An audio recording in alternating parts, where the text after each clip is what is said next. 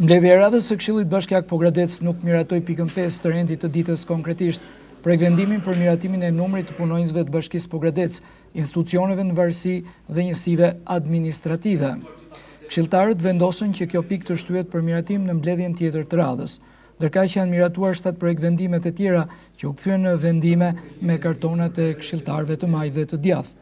Konkretisht, për dhënien e ndihmës ekonomike për periudhën 1-31 janar 2016 për 7 njësi administrative,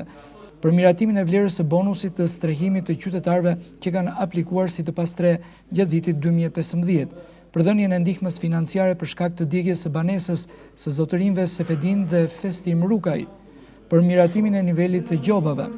për përcaktimin e nivelit të pagave të administratës së bashkisë dhe institucioneve në varësi të saj,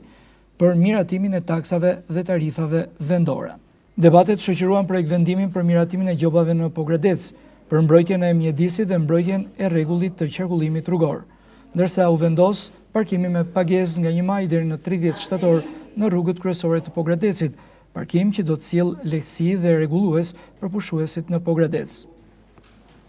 Vendimi për miratimin e taksave dhe tarifave vendore u miratua mes debatesh nga vetë këshilltarët. Duhet thënë se këto tarifa dhe taksa patën rreth 9% ulje.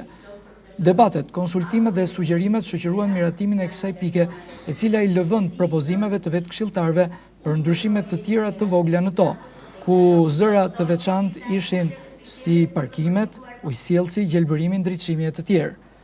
Mbledhja e radhës sot ka filluar me 1 minutë heshtje në nderim të viktimës